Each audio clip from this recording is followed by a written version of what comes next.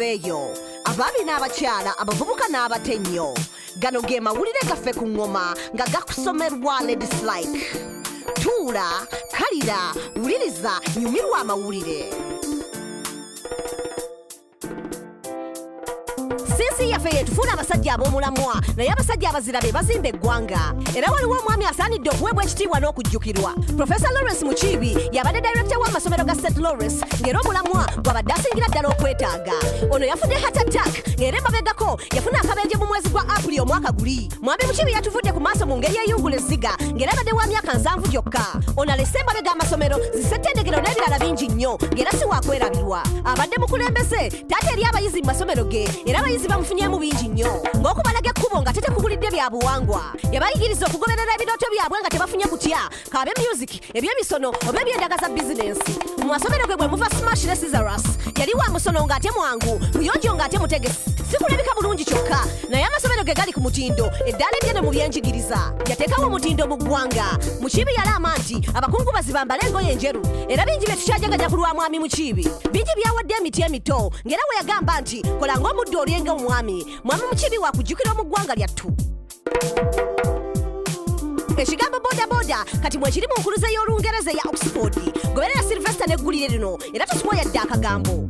Oxford Dictionary ku luno enzijje ziggudde eri obukiikakkono bwa Afirika okusobola okubaako kye bagatta ku lulimi Oluzungu nga muno mwe muli ebigambo ng'ekitengi, bodaboda n'ebirala nfofoolo okuva mu bukiikakkono bwa Afirika. Ebigambo tebyagattiddwako watali nsonga era bannamule ba Oxford bakufulumya enkuluze ya primary giyite Oxford Dictionary okuyamba abayizi nga tesosodde bya buwangwa awamu n'okwefunira zi vocabulary ez'okumutindo. Eno enkuluze yakoleddwa lwa nsonga okusobola okuyiga ebigambo n'enkozesa yaabyo kw'ogatta n'okunnyonnyola emirundi 600 okusobola okuba obumu n'ebyobuwangwa n'amawanga agali mu bukiikakkono bwa Afirika. Enkola gye bakozesezza nnyanga okunnyonnyola ebigambo biba bimpimpi ng'era abaana babitegeera. Okkiriza nti ennimi zaffe zikyaliwo ng'era ebigambo ebipya biziyamba okusigalawo. Kituufu ebigambo ebigattiddwa mu biviira ddala mu bukiikakkono bwa Afirika ekibifuula eby'omugaso mu kitundu kyaffe kino si mu Kenya mwokka. Ani amanyi oba ebigambo mu luzungu lwa Uganda nga benching, bouncing ne side dish nabyo banaabigattamu.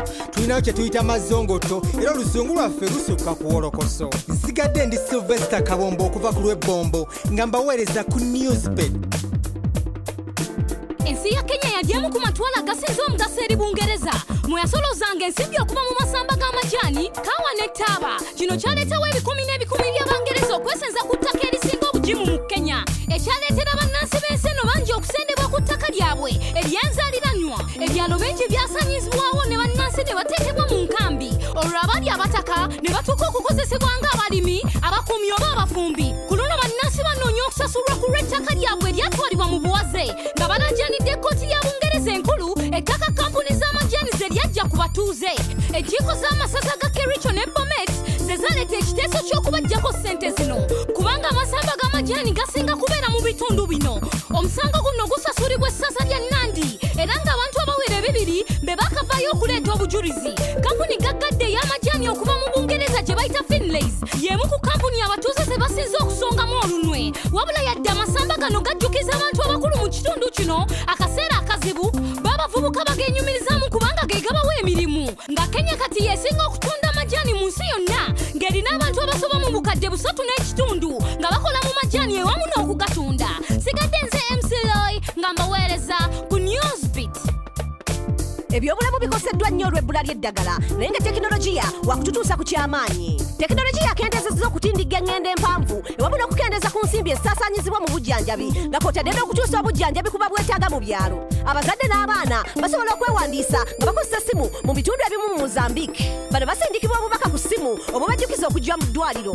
Omwana we atafuna lunaku lwa kujjanjabwa oba n'ayosa okugemesebwa, bano balina enkola emanyisa eddwaliro n'ekyo ne kikolwako. Ngozi apu mu Uganda ekolera ddala ku nsonga z'ebyobulamu ng'era eyunga omulwadde ku musawo paka ku ddwaliro. Abakozesa eno enkola basobola okufuna obuyambi okuva mu malwaliro agawerera ddala 25,000 ewamu n'okukozesa enkola y'okusasula esoboka nga kw'otadde okukola appointmenta. Mu Tanzania Stock Keeping App ekozesebwa mu mulwaliro n'amalwaliro agawerera ddala 5. Eno enkola eyamba okumanya eddagala eriyingira, erifuluma n'erisigadde bwabaddewo obubaka bwa buli wiiki buweerezebwa eri abakulu b'eddwaliro okusobola okubamanyisa omuwendo gw'eddagala erituuse eririwo ne liyiseeko ennaku z'omwezi eno enkola yakuyamba okukuuma eddagala mu malwaliro eribbibwa ekintu ekizibu ennyo ku ssemazinga ewamu n'okuyamba amalwaliro okukebera n'okumanya ebikozesebwa ki ebiriwo nga kw'otadde okulwanyisa ababoonoonera erinnya ago ge gabadde amawulire gaffe ku ngoma n'olulala tuula owuliriza amawulire amalala agookya nsigadde nze ladislike gano ge mawulire ku ngoma wulira amawulire tuula kalira wuliriza goberera okuva ku studio paka ku street ge mawulire goberera engoma goberera engoma goberera engoma goberera engoma goberera engoma goberera engoma goberera engoma goberera engoma